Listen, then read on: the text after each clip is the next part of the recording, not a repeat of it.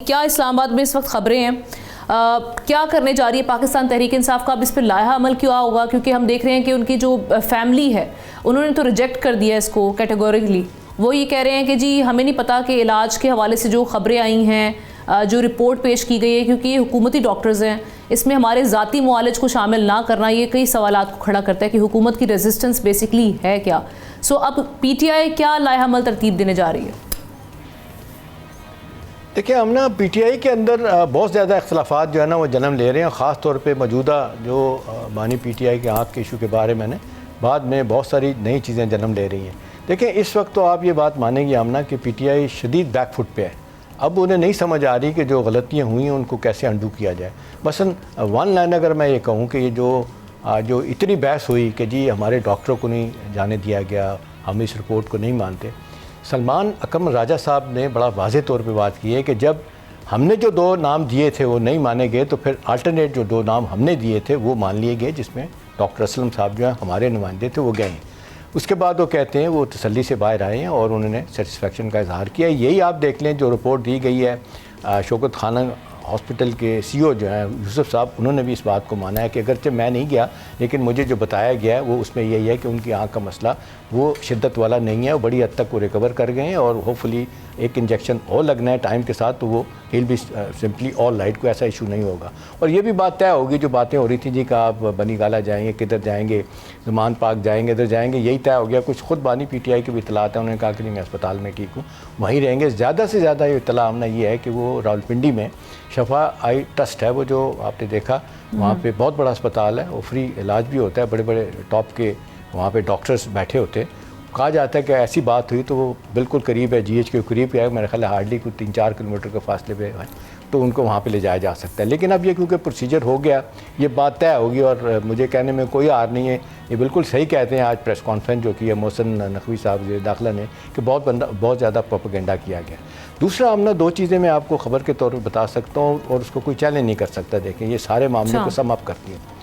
कल जो पार्लिमानी पार्टी की मीटिंग हुई है उसमें जितना शदीद झगड़ा हुआ है, जिस कदर ज़्यादा बोला गया, जुनैद अकबर ने तो बाहर आकर भी कहा कि जी हमारी पार्टी में जो इख्तलाफात हैं उसकी बुनियादी वजह यही है कि जो अलीमा बीबी हैं ये फ़ैसले करती।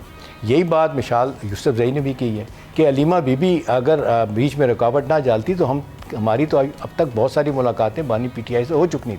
यही बात जो आप सवाल कर रही हैं, गंडापुर साहब ने जिस तरीके से आपने देखा, एक TV ने तो बड़ा खुल के दिखाया।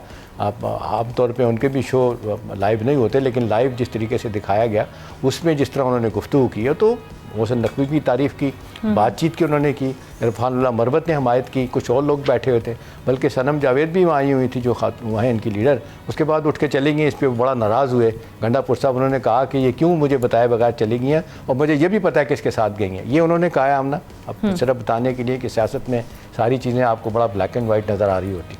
अब सवाल ये कि व्हाट नेक्स्ट, ये क्या हुआ? अब रिपोर्ट जिस तरीके से आपने देखा, इसको कहते हैं सुप्रीम कोर्ट ने देखने के बाद इसको डिस्चार्ज कर दिया, ख़त्म कर दिया कि जी मामला सेटल हो गया। अब खाने पीने की बातें हम नहीं करते, जो सहूलतें मिल रही हैं सब कुछ उनको है। उनका सेल कितना बड़ा है, 17-18 लोग जो हैं उनके सेलों के मुकाबले में उनका बड़ा सेल है, सब कुछ कर सकते हैं। चलें, हम इस पर भी नहीं बात करें। अब सवाल यह है कि PTI के अंदर तो इतना नुकसान हुआ और फिर बार बार कहने के बावजूद आपने देखा कि वो धरने जितना दिए जा रहे हैं, मोटरवे बंद किया, तो आपने देखा जिस तरीके से पेशावर हाई कोर्ट ने हुक्म दिया है IG को और चीफ सेक्रेटरी को कि धरने ख़त्म किया जाए और मुझे रिपोर्ट दी जाए। 10 लोगों की वहाँ पे शहादतें हो चुकी हैं। अभी देखें, अब इतनी बातें करते हैं मदीना की रियासत की। नबी सल्लल्लाहु अलैहि वसल्लम की बड़ी वाज़ेह हदीस कि रास्ते बंद नहीं करने चाहिए, किसी सूरत में रास्ते बंद नहीं होने चाहिए। लेकिन हमारा तो मसला ये है कि अपनी बात करने के लिए हम देख रहे हैं, यहाँ पे भी तो अब धरना दिया हुआ ना, ठीक है, कोई रुकावट नहीं है। पार्लियामेंट के बाद दिया, KP हाउस के बाद दिया, सुप्रीम तो खैर जब हुकूमत अपोजिशन में थी वो भी यही करती थी। अब ये वाला रवैया हम यहाँ पे भी देख रहे हैं, इसमें कोई हम पहली बार कोई चीज़ यहाँ पर नहीं हो रही प्रैक्टिस। एहतशाम साहब, ये मैं ज़रा इमरान साहब का भी इस पर पॉइंट लेती हूँ। इमरान साहब, आपको क्या समझ में आ रहा है? एक तो गंडापुर साहब का जो बयान है उससे आप किस तरीके से इंटरप्रेट करेंगे, जो वो मोहसिन नकवी साहब के हवाले से कह रहे हैं कि बड़ी कोशिशें उन्होंने की है बानी की रिहाई के हवाले से और बड़ी संजीदा कोशिशें की हैं उन्होंने। एक तो हम सब जानते हैं कि वो कितने करीब हैं, टॉप जो क़यादत है, अस्करी क़यादत, उनके करीब। सो एक तो वो कोशिशें अगर हुई हैं तो आप उसमें क्या रुकावट समझते हैं? दूसरा ये कि अलीमा खानम साहिबा का जो इस वक्त रोल है, जिससे हम पीटीआई में अक्सर शिकायतें बढ़ते हुए देखते हैं, आप समझते हैं कि वही रुकावट है जिसकी वजह से अभी तक मामला आगे नहीं बढ़ पा रहे? जो साबिक वज़ीर आला केपी अली अमीन गंडापुर साहब हैं, उन्होंने जो चीज़ें आज मोहसिन नकवी साहब के हवाले से कही हैं, तो देखें वो इसलिए अली अमीन गंडापुर साहब जब वज़ीर आला केपी बने थे तो उस वक्त ये समझा जाता था कि अली अमीन गंडापुर साहब जो हैं वो भी इस्टेब्लिशमेंट के साथ उनके मामला ठीक हैं, और इसीलिए इमरान खान साहब ने उनको वज़ीर आला बनाया है कि वो इस्टेब्लिशमेंट के साथ कोई मामला को अच्छे तरीके से तय कर पाए। तो लिहाजा बादी नजर में ऐसा महसूस होता है कि शायद अली अमीन गंडापुर साहब को भी इस्टेब्लिशमेंट के करीब करने में भी मोहसिन नकवी साहब का कोई किरदार हो, उन्होंने भी उसमें कोई अपना रोल प्ले किया हो। तो अली अमीन गंडापुर साहब जो बातें आज कर रहे हैं वो बिल्कुल ठीक है, जब वो खुद इस बात का इकरार कर रहे हैं कि field marshal general Asim Munir साहब के सामने भी मोहसिन नकवी साहब ने इमरान खान की रिहाई के हवाले से बात की, और वो उन्होंने तो यहाँ तक कह दिया है कि किसी ने भी उतनी कोशिशें नहीं की इमरान खान की रिहाई के लिए जितनी उसने मोहसिन नकवी साहब ने की। तो मैं समझता हूँ कि ये बड़ा अहम बयान है, और इस पे मोहसिन नकवी साहब ने अगर ये किरदार अदा किया है तो अच्छी बात है कि अगर इतना एक्टिव आदमी इस हवाले से किरदार अदा करे कि सियासी गर्मी में थोड़ी जिससे कमी आए, तो इसकी तारीफ ही बनती है। दूसरी बात ये कि अली अमीन गंडापुर साहब ने जो अपनी क़यादत के हवाले से बातें की, खास तौर पे अलीमा खान साहिबा के हवाले से, और फिर ये कहा कि हमारे अंदर बदनीयत लोग हैं और किसी में भी फैसला साजी की ताकत नहीं है। फिर उन्होंने ये कहा कि अलीमा खान साहिबा जो हैं वो उनके हवाले से उन्होंने कहा कि जितनी उन्होंने मेरी मंजी ठोकी है उतनी किसी ने भी नहीं ठोकी, लेकिन वो उनकी बाजी और उनकी इज्जत करते हैं। एक तो ये बात। फिर आज मोहसिन नकवी साहब की प्रेस कॉन्फ्रेंस थी, अगर आप उससे मिलाएं तो उन्होंने भी अलीमा खान साहिबा के हवाले से जो गुफ्तगू की, तो उन्होंने ये कहा कि हम बैरिस्टर गौहर के साथ राब्ते पे थे, बैरिस्टर गौहर से पहले भी कहा गया, फिर उनसे ये कहा गया कि आप अपना डॉक्टर दे दें, अपना निजी डॉक्टर एक साथ दे दें। फिर जब 2 डॉक्टरों ने मुआयना किया तो उसके बाद भी बैरिस्टर गौहर साहब से राब्ता था, लेकिन अलीमा खानम। अच्छा इमरान साहब, दो चीज़ें मेरे जहन में आ रही हैं। आप जोरदार कॉलम भी लिखते हैं, बड़ा इस इश्यूज़ में भी आप बोलते हैं, बात कर रहे होते हैं। 2 चीज़ें उस पर मैं चाहूँगा आप क्लैरिटी दें, आमना भी उस पर और पूछ सकती है।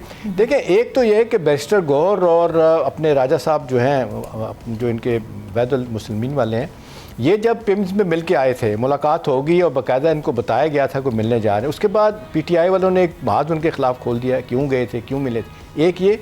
और दूसरा ये बताएं याकूब साहब कि एक इस सूरत हाल में अब जबकि कल इनकी पार्लिमानी मीटिंग होती है, उसमें वो एक बात हुई है कि जी अगर तो फैसले अचकज़ई ने भी कहा है और अल्लामा नासिर ने भी कहा है, अगर हमें आपने अथॉरिटी दी है तो हमें फ़ैसले करने दें, ये फैसले हमें नहीं करने दिए जा रहे। आपको कितना ये लगता है कि पीटीआई अपना खुद नुकसान कर रही है? आपने वो खुद कहते हैं अचकज़ई कि मुझे अब मैंडेट बानी ने दिया है तो मुझे बात करने दें, मुझे देखने दें चीज़ें।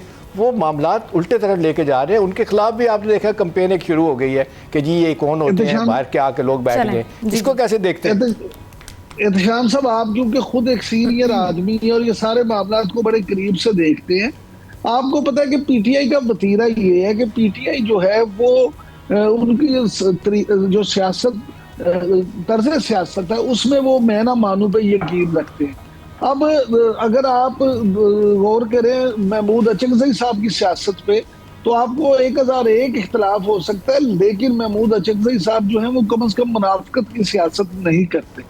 तो मैं तो ज़ाती तौर पे being a follower of politics ये समझता हूँ कि महमूद अचकज़ई जो हैं वो शायद इनके इस तरह से दबाव में नहीं आएंगे, और अगर इन्होंने बिल्कुल भी उनको स्पेस ना दी तो शायद वो खुद ही इस बात से तो इनकार कर दें कि वो लीडर ऑफ द ऑपोजिशन का ओहदा छोड़ सकते हैं, लेकिन इन चीज़ों पे वो शायद नहीं आएंगे। और राजा नासिर अब्बास साहब जो है उनकी भी सारी गुफ्तगू आपके सामने है।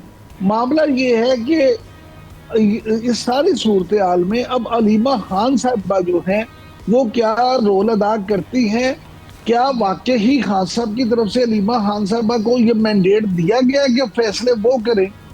क्योंकि जो पीटीआई में ग्रुपिंग है, बुशरा बीबी का जो ग्रुप है, उसमें तो अलीमा खान साहबा के लिए कोई जगह नहीं बनती।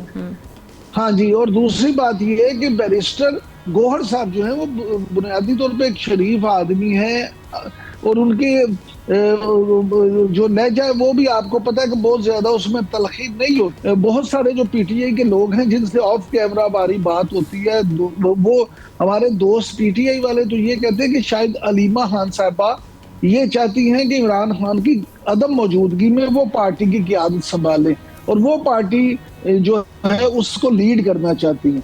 अब खान साहब जो हैं क्योंकि जेल के अंदर हैं, वो उस तरह से इन चीजों को कंट्रोल भी नहीं कर सकते। सब्सक्राइब करें और बेल दबाएं ताकि कोई खबर रह न जाए।